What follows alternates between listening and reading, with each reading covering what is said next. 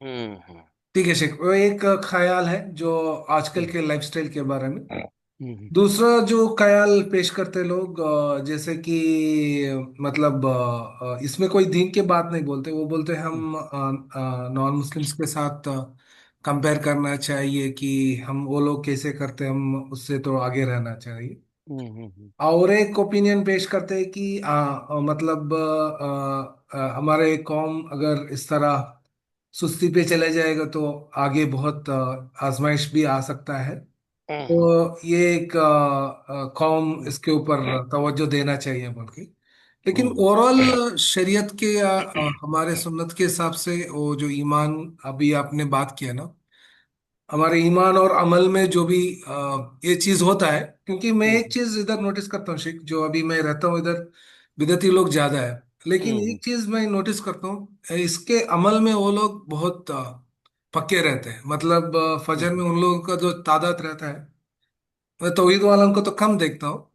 तो ये एक चीज, इसलिए मैं उसी बात को साथ में लेकर आप हमें थोड़ा नसीहत कीजिए शेख। हम्म।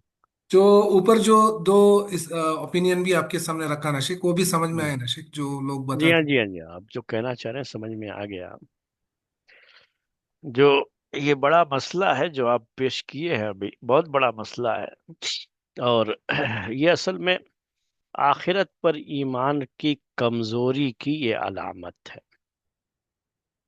मैं अगर आपको साफ लफ्जों में कह दूं, अगर आप लोग बुरा न माने, तो साफ लफ्जों में कह देता हूं ये, कि बहुत से लोग, जो बहुत से हमारे भाई, आप लोग नहीं, हमारे बहुत सारे भाई जो अपने आप को बहुत बड़ा सलफी समझते हैं, आखिरत पर उनका ईमान बहुत कमजोर है।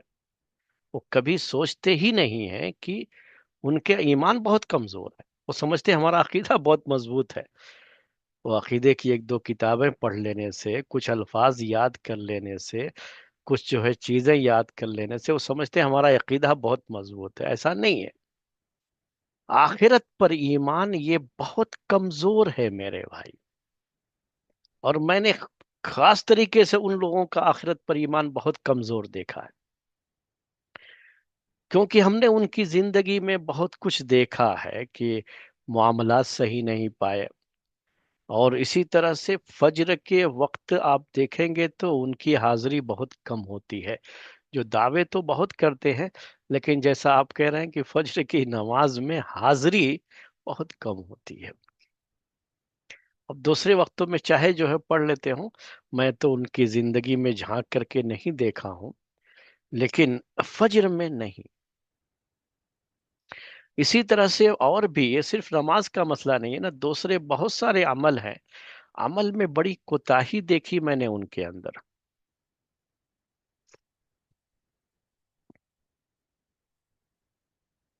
मैं सिर्फ नमाज की बात नहीं कर रहा हूँ, अमल की बात कर रहा हूँ, उसमें बहुत बड़ी कोताही होती है। ये कोताही की वजह क्या होती है पता है आपको? आखिरत पर ईमान कमजोर है।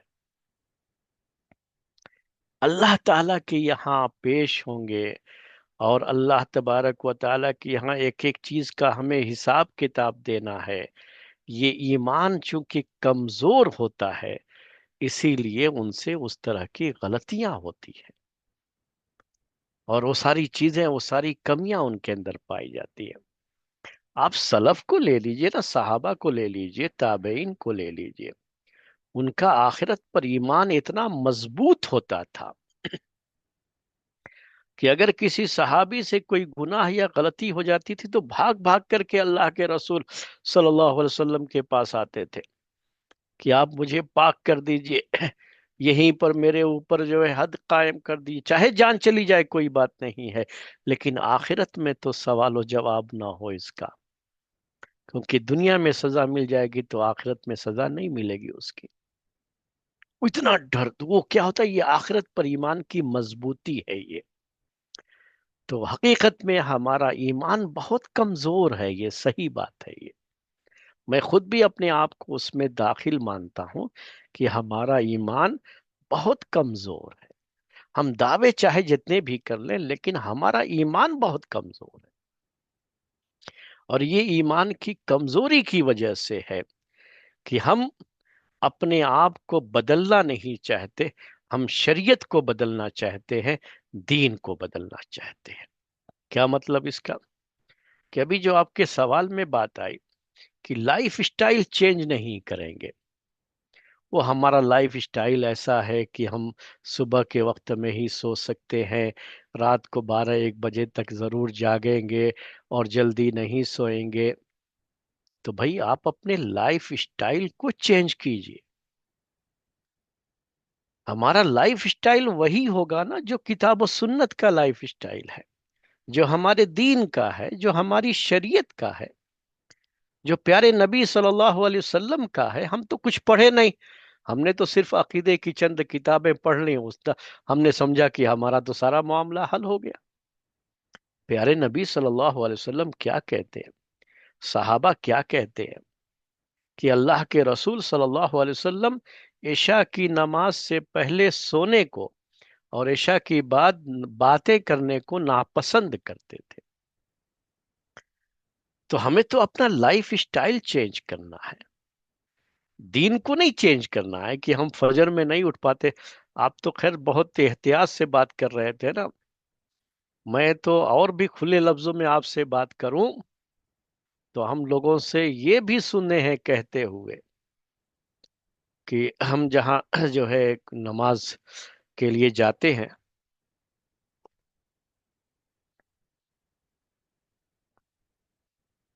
تو وہاں گلی میں اتفاق سے تو ایک مسجد کی گلی میں مدرسے کے ایک فارغ، جن کی سندیں ہوتی ہیں نا، مدرسوں کی سندیں جن کے پاس ہوتی ہیں، لوگ انہیں عالم بھی کہہ لیتے ہیں بہرحال، تو آپ وہی لفظ استعمال کر لیجئے۔ حالانکہ مدرسے کی سند ہونے کا مطلب یہ نہیں ہوتا کہ آدمی عالم بھی ہے، وہ دین کا علم الگ چیز ہے اور سند الگ چیز ہے۔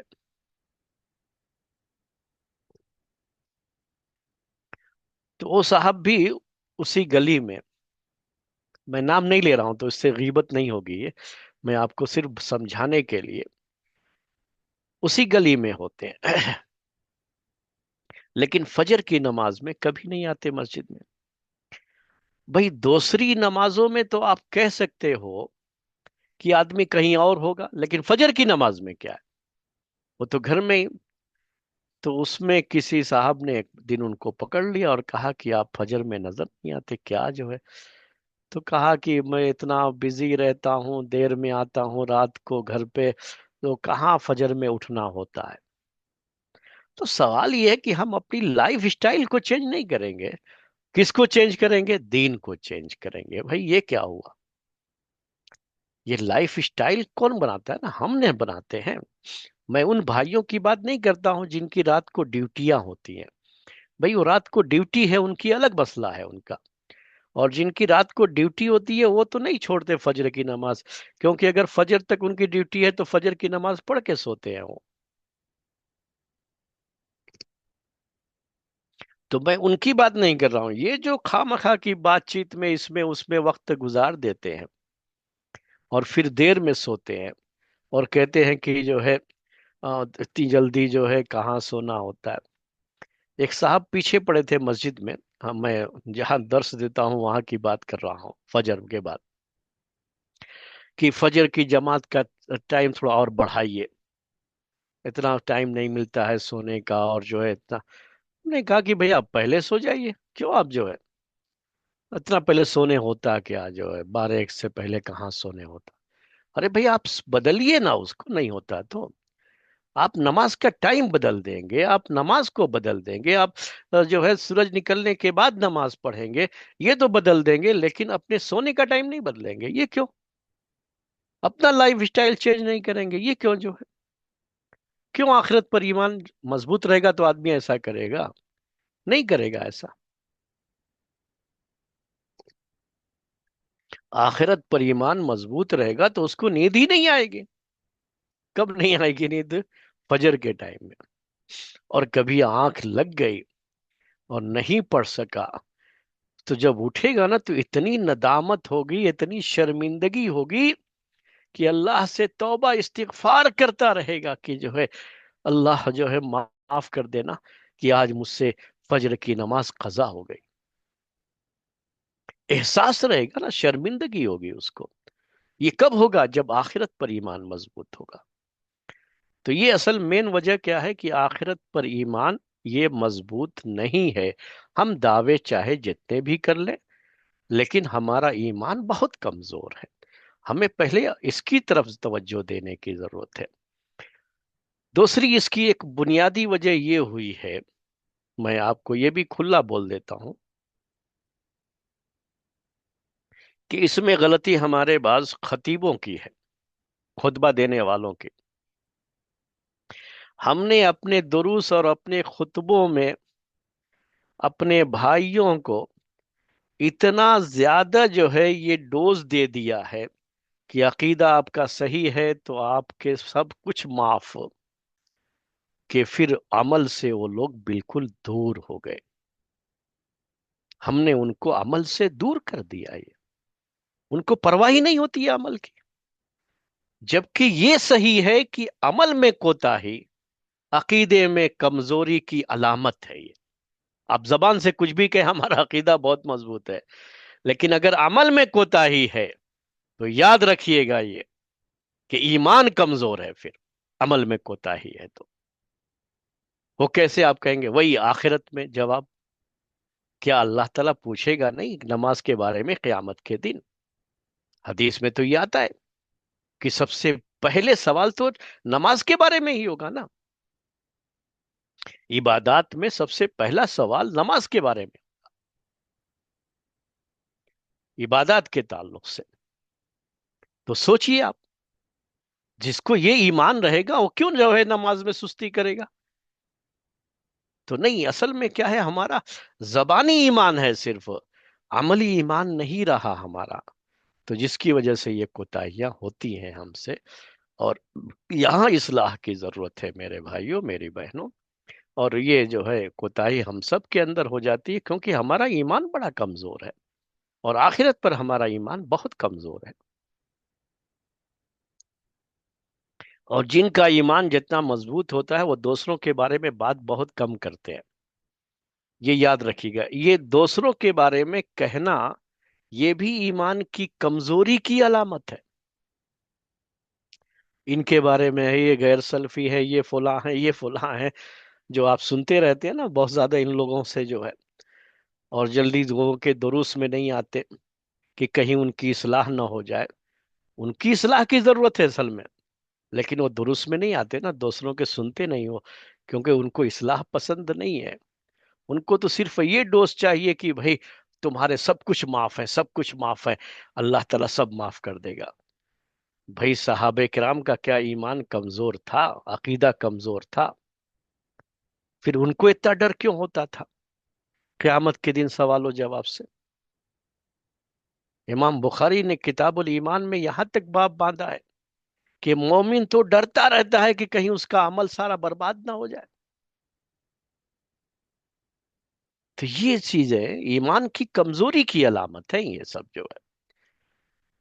और अल्लाह ताला जो है हम सबको माफ फरमाए। हम सब का यही हाल है कि हमारे ईमान का की कमजोरी है, ये हमारा ईमान कमजोर है। ये हमको अपने ईमान की इस्लाह करनी चाहिए।